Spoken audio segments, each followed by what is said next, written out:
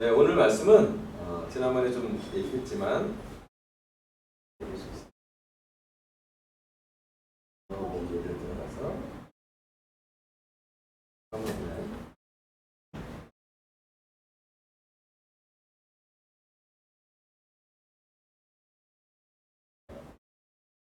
네, 노트북을 안에 손을 타는 것 같아요. 자, 오늘 진도 나갈 부분은 믿음의 기초 부분 중에서 좀 예전에 없던 새로운 부분을 넣었는데 좀 중요한 부분이 더 생긴 것 같아요. 믿음을 통해 은혜로 구원받기라는 주제로 준비했습니다. 지난주는 우리가 십자가 공부를 했습니다. 십자가 공부를 통해서 하나님의 완벽한 정의와 완벽한 사랑에 대해서 배웠는데요. 예전에는 십자가 공부 끝나고 바로 뭐 교회 공부 또는 대가 개선 이렇게 조금 어떻게 보면 십자가 공부가 하이라이트고 바로 그 다음에 좀 빠른 진행이 됐던 것으로 저희는 기억을 하는데요. 이번 공부는 몇 가지가 달라졌는데 하나는 순서가 좀 달라졌고요. 그 다음에 강조점이 좀 달라졌습니다. 예전에는 죄와 십자가를 결부시키고 또 죄의 행동에 대한 집중을 좀 했다면요. 이번에 믿음의 기초는 죄의 본질에 더 가깝고 십자가 공부한 다음에도 십자가에 대해서 우리가 어떻게 반응해야 될지도 몇 가지 이제 좀 순서가 공부가 좀 나눠서 뭐랄까 약간 하이라이트 다음에 연착륙을 좀 한다 그럴까요? 너무 결국적으로 떨어지는 게 아니라 조금씩 좀 중간에 방향을 잡습니다. 그 중에 하나가 여기 믿음을 통해 은혜로 구원받기고 다음 주는 이제 회개에 대해서 나눌 텐데요. 이게 양극단에 서 있는 개념이라고 보면 됩니다. 우리가 구원받는 건 믿음을 통해 은혜로 구원받는 거예요. 우리의 능력이나 우리의 의로움이나 우리의 행동으로 구원을 받는 게 아니라 사실 은혜로 받는 거잖아요. 이건 이쪽 한 부분, 은혜의 부분에 하나가 있고요. 또 반대로 하지만 반대적인 극단은 그래도 우리는 회개는 해야죠. 결정을 하고 마음의 결심을 해야 되는 부분이 있기 때문에 이 양극단을 같이 공유하는 것으로 순서를 이렇게 진행했다라고 생각하시면 좋겠습니다. 조금 더 이렇게 연착륙해서 잘 되게 했고 그 단초가 십자가 다음에는 믿음과 은혜다라고 키워드로 생각하시면 될 것 같아요. 넘어갈게요. 자, 순서는 7번째고요. 다음 주는 이제 회개 순서이고요. 십자가와 다음에 순서입니다. 우리 은혜로우신 하나님 시편 103편의 8절부터 11절인데 같이 한번 한 목소리 읽어볼게요. 여호와는 시작. 여호와는 자비롭고 은혜로우시며 쉽게 화를 내지 않으시고 사랑이 풍성하신 분이시니 항상 책망만 하지 않으시고 화를 영원히 품지 않으시리라. 그가 우리의 죄에 따라 처벌하지 않으시고 우리의 잘못을 그대로 갚지 않으시니 하늘이 땅에서 높은 것 같이 자기를 두려워하는 자들에 대한 그의 사랑이 크기 때문이다. 아멘. 여기 시편 103편에는 하나님이 어떤 성품이 계신 분이고 하나님이 어떤 분인지를 좀 잘 설명해 놨습니다. 여호와는 하나님은 자비롭고 은혜로우신 분이라고요. 쉽게 화를 내지 않으시고 사랑이 풍성하신 분이시고 책망만 하지 않으시고 화를 영원히 품지 않으신 분. 그리고 우리 사랑이 너무 깊으신 분이라고 성경을 기록하고 있습니다. 은혜로우신 하나님이 우리의 구원의 가장 중요한 요소라는 거예요.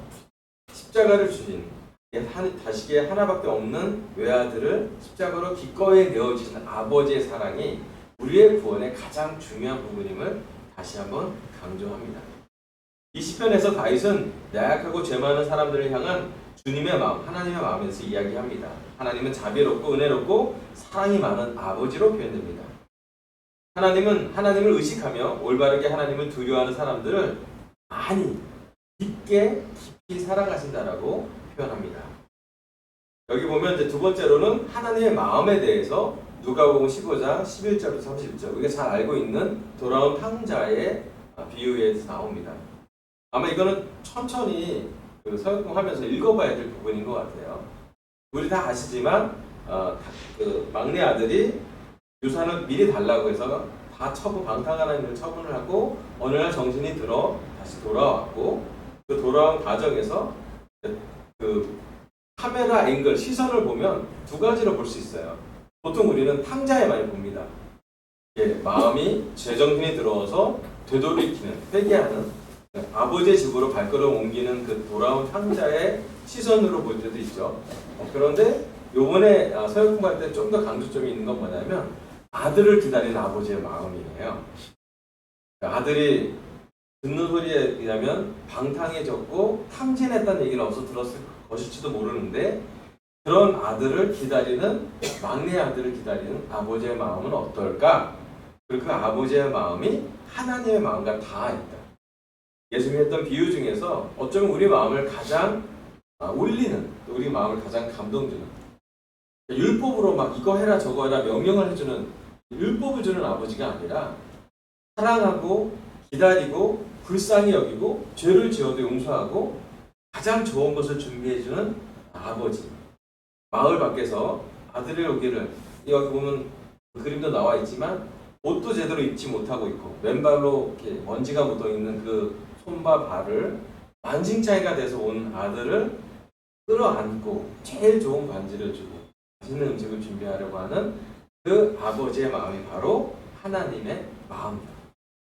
그래서 십자가 공부 이후에는 우리가 죄나 죄책감으로 가득 차고 있었던 또는 수치심이 있다면 다시 한번 이 돌아온 탕자의 시선도 있고 플러스 하나님의 마음, 아버지의 마음으로 돌아오고 그것이 우리의 구원이라는 것을 강조하는 시간입니다.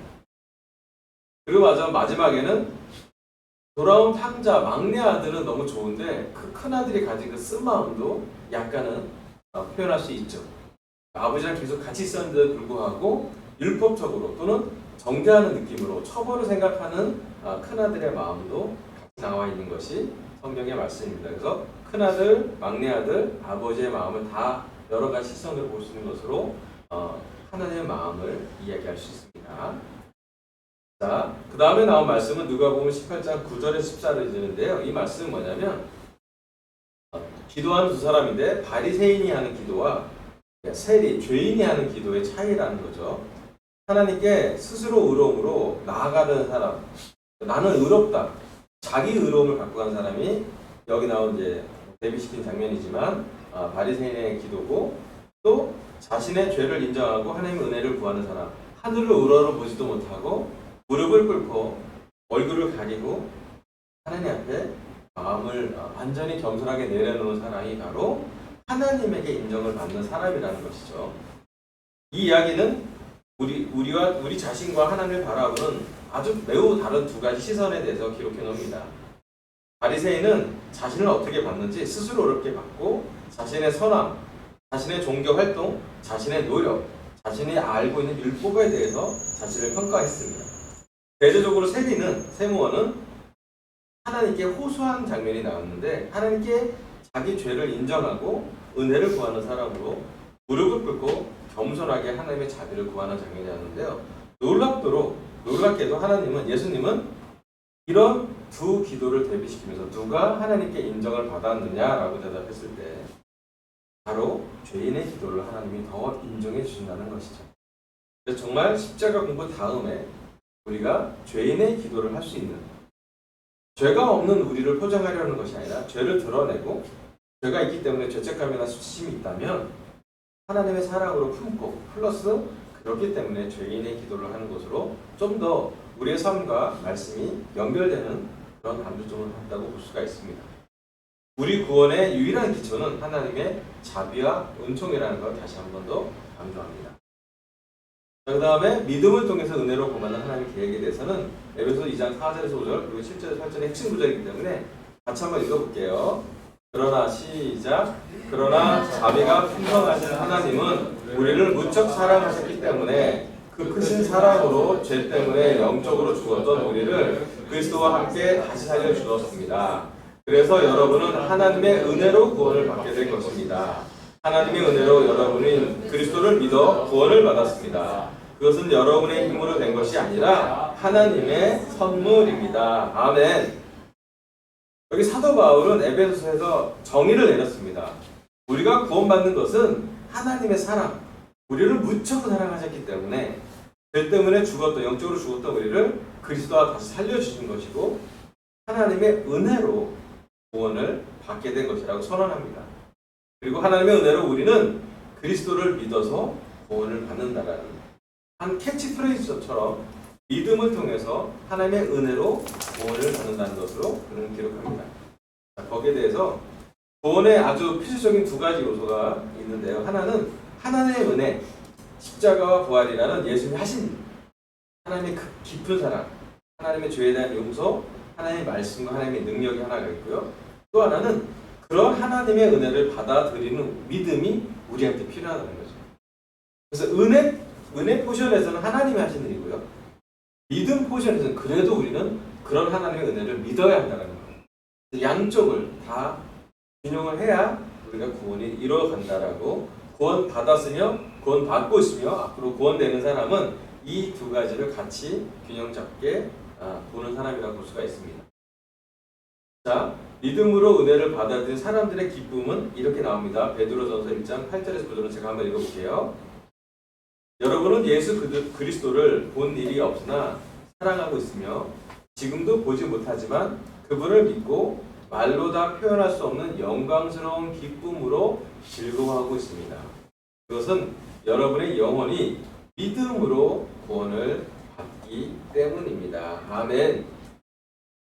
여기 베드로는 예수 그리스도를 본 일이 없지만 말로 다 할 수 없는 영광스러운 기쁨으로 즐거워한다고 합니다. 왜 그러냐면 우리의 영혼이 믿음으로 구원을 받는 것을 알고 있기 때문에, 보여서 기쁜 게 아니라 보지 않고 있어도 기쁠 수 있다는 걸 얘기합니다. 하나님의 선하심에 대한 감탄 또는 감동, 예수님을 통한 구원에 대한 감격, 그리고 은혜로 누리는 삶에 대한 감사. 이게 참 문장으로 표현하기 좀 어려운 것 같아요. 진짜 하나님의 사랑을 개인적으로 어떻게 더 가깝게 느낄까. 문장으로는 또 글로는 이렇게 표현되어 있지만, 또 베드로가 기록한 베드로서서가 우리한테 있지만, 이 안에는 베드로에게 여러 가지 감정인, 개인적인 감정이 포함되어 있습니다. 베드로는 현재 기뻐하고 있어요. 왜 그러냐면 우리의 영혼이 구원받는 것을 보고 느끼고 생각하고 있기 때문이죠. 여러분, 십자가와 개인적인 삶을 연결하는 첫 번째 단추는 은혜라는 것입니다. 그리고 그 은혜를 우리가 얼마나 믿고 개인적으로 받아들이고 있고 우리 삶에 적용하고 있으며 거기에 대한 반응으로 감사하고 있는지, 그것이 보이지 않는 것을 보는 믿음의 표현으로 우리는 감사함을 표현한다고 할 수 있죠. 보이는 것이나 나의 감정이 아니라 믿음으로 살아가는 사람은 이렇게 살아갑니다. 첫 번째로는 생각한 게 제일 밑에 하나님의 하신 성경 기록, 성경 공부를 한다는 거죠. 성경을 잘 읽고 하나님이 하신 일을 바라보고요. 두 번째는 그것을 믿음으로 받아들이죠. 그리고 믿음을 받아들이면서 행동도 하고 회개도 하고 결정도 하고 또 세례도 받겠죠. 그 세례를 받고 날 때 우리 모든 죄가 용서를 받고 또 성령님을 선물로 받게 됩니다. 그래서 우리는 눈에 보이는 대로 사는 것이 아니라, 또는 우리의 감정 쫓아서 사는 것이 아니라 우리가 믿음으로 살아간다는 결정, 그것이 바로 우리의 구원의 과정이라는 것도 기억하면 좋겠습니다.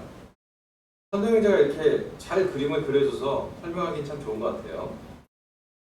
자, 성경의 믿음은 하나님이 하신 일 또는 하고 있는 일 또는 하실 일에 대한 확신이다 라고 얘기하고 있는데요. 그것은 뭐냐면 우리가 여러 가지 믿음을 몇 가지를 좀 정의 내려봤어요. 미신은 없는 것을 믿는 것을 미신이라고 하고요.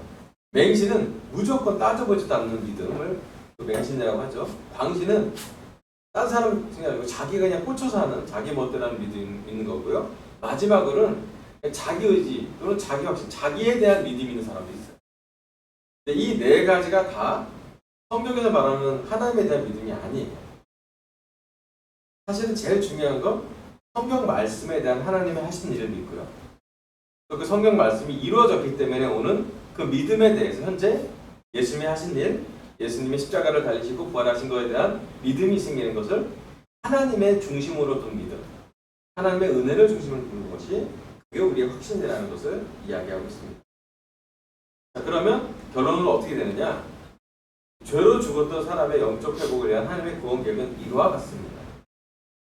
우리는 하나님을 떠났죠. 아담과 하와처럼 죄를 짓고 하나님과 벽을 세우고 우리의 죄가 하나님과 벽을 세우고 관계를 분리시켰죠. 하지만 예수님의 십자가와 죽음 그리고 부활을 통해서 하나님은 우리의 모든 죄를 예수님에게 담당시켰습니다. 그래서 그것은 하나님의 은혜로운 구원의 길이 열렸다고 볼 수 있고 그 구원은 예수님 통해서만 구원이 되는 거죠.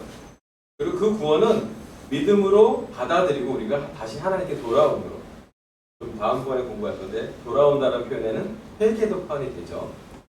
우리가 죄를 짓는 방향으로 갔다가 이제 반대로 하나님을 찾는 방향으로, 이기적으로 살았다면 하나님의 사랑을 경험하고 하나님처럼 사랑하려고 노력하는 거예요. 그리고 삶의 변화를, 지은 죄가 있다면 죄를 계속 반복하지 않고 죄와 싸우려고, 죄를 이길 수는 없지만 죄와 계속 싸워가고 죄를 고백하고 서로 기도하는 그런 과정을 가는 것이 하나님의 구원 계획입니다. 그리고 다 이 공부가 끝나면 마지막 한 가지 질문으로 마무리하면 됩니다. 은혜로 구원받는다는 것은 무슨 뜻인가요? 한번 여기 계신 분한테 물어보고 싶어요. 여러분, 은혜로 구원받는다는 것은 어떤 뜻인 것 같아요? 우리에게는 보좌받았다, 또 선택받았다, 의로 이루어질 수가 없다. 네, 우리의 의로 이루어질 수 없다. 그래서 십자가 공부한 다음에 첫 단추의 무게의 추는 어디냐면 하나님의 은혜가 중심이라는 거예요. 너무 우리 자신한테 포커스 되거나 우리의 의로움이나 우리의 행동으로만, 우리의 결과로만 보는 것이 아니라 우리의 본질에 더 가까운, 창조주에 더 가까운 은혜, 사랑, 자비, 불쌍히 여기심에 대해서 조금 더 반응하는 것이 진정한 구원의 과정이라는 것을 이번 사역 공부에 넣었고요. 아마 이 공부가 들어간 이유가 예전에 우리 ICOC에 했던 어떤 공부 방식의 반대적인 스윙일 수도 있어요. 예전에 우리가 행동을 많이 바꾸려고 했잖아요. 죄를 지면 회개해야 돼, 죄를 고백해야 돼, 그리고 이렇게 하지만, 물론 선하고 좋은 의도를 했지만 결과 또는 행동에 대해서 집중했다면 좀 더 사역 공부가 발전되는 과정은 뭐냐면 동기, 그 본질의 깊이에 더 가까이 간다라고 볼 수가 있습니다. 그래서 믿음을 통해서 은혜로 구원받는다는 것은 그 깊이, 하나님이 하신 일에 대해서 우리가 얼마나 이해하고 얼마나 깨닫고 얼마나 개인적으로 알아가고 있는지에 대한 과정이라고 보면 될 것 같습니다. 네, 여기까지 제가 빨리 끝냈죠? 네, 끝나고 우리 좀 서로 같이 얘기하면 될 것 같아요.